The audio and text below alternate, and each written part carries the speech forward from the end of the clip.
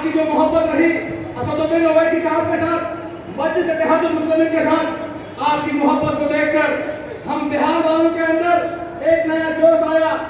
असदुद्दीन ओवैसी साहब, अकबरुद्दीन ओवैसी साहब के साथ साथ माजिद भाई की जो मेहनत सीमांचल के क्षेत्र में रही, उसी का नतीजा है कि भाई अब्दुल इमाम साहब के नेतृत्व में, भाई आदिल हसन आजाद साहब के देख में हम लोगों ने अपनी कमर 2019 में कभी किसी वजह से हम वहां नहीं जीत पाए, लेकिन हमारे क्षेत्र के नौजवानों ने, हमारे क्षेत्र के बुजुर्गों ने, हमारे क्षेत्र के प्रधानमंत्री माँ बहनों ने एक सुर में कहा कि हमने अब तक कथाकथित बहुत सारे किया, अब अपनी एक जमात हमारी आ चुकी है, हमारे गोद में हमारा बच्चा आ चुका है, अब किसी और के बच्चे को गोद नहीं लेंगे। और 2020 में हम 2019 से लेकर 2020 में हम हमारे सीमांचल के क्षेत्र के लोगों ने हमें 6 एमएलए देने का काम किया।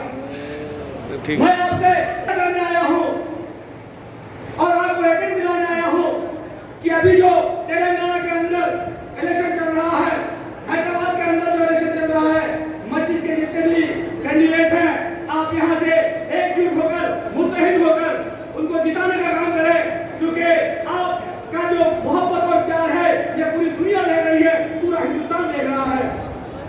और जमाने के बाद आप जो हमारी लड़ाई के लिए एक मर्द मुजाहिद जो पूरे हिंदुस्तान के अंदर ठोक बजाकर अपने हक की बात करते हैं, उनका नाम है बैरिस्टर असदुद्दीन ओवैसी। और हमें फख्र है कि असदुद्दीन ओवैसी साहब के साथ कंधा से कंधा मिलाकर बिहार प्रदेश अध्यक्ष जनाब अब्दुल इमाम साहब उनके साथ चल रहे हैं। परिणाम आप देख रहे हैं कि अगर कहीं किसी मुसलमान को मारा जाता है, कहीं किसी दलित के साथ जुल्म होता है, तो सबसे पहले अगर कोई आवाज उठाता है तो उनका नाम है असदुद्दीन ओवैसी साहब, अकबरुद्दीन ओवैसी साहब। अभी बिहार के अंदर बहुत सारी घटनाएं हुई, अल्हम्दुलिल्लाह जितनी मजबूती के साथ पूरी एमआईएम की टीम अब्दुल इमाम साहब के नेतृत्व में आगे बढ़कर हिस्सा लिए और वहां की सरकार को झुककर इंसाफ करना पड़ा।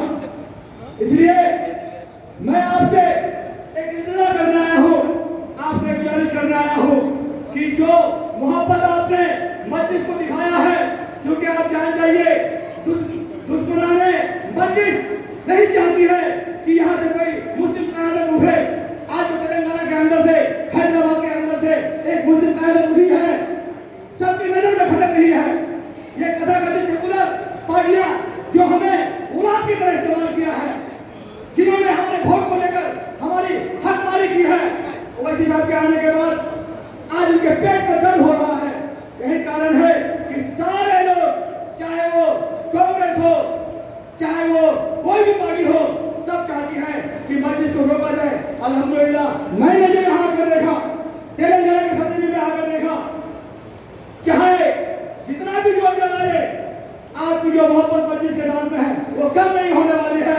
और मैं ठोक बजा के यहाँ से तेलंगाना की सदन से कहना चाहता हूँ कि आपकी जो मोहब्बत मस्जिद के लिए है, उसके बढ़कर हम बिहार और यूपी में भी दिखाएंगे। आने वाला 2024 और 25 में अपना झंडा गाड़ के रहेंगे। दोस्तों, आपने हैदराबाद के अंदर, आपने तेलंगाना के अंदर मस्जिद का जो मजबूत व्यू रखा है, हमने बिहार में उस पर एक जोड़ना चालू कर दिया है। आने वाले समय में सिर्फ बिहार यूपी तेलंगाना ही नहीं, पूरे हिंदुस्तान में मस्जिद का हथेला मजबूत इमारत खड़ा होगा। बहुत बहुत शुक्रिया। बहुत बहुत शुक्रिया नसीब भाई।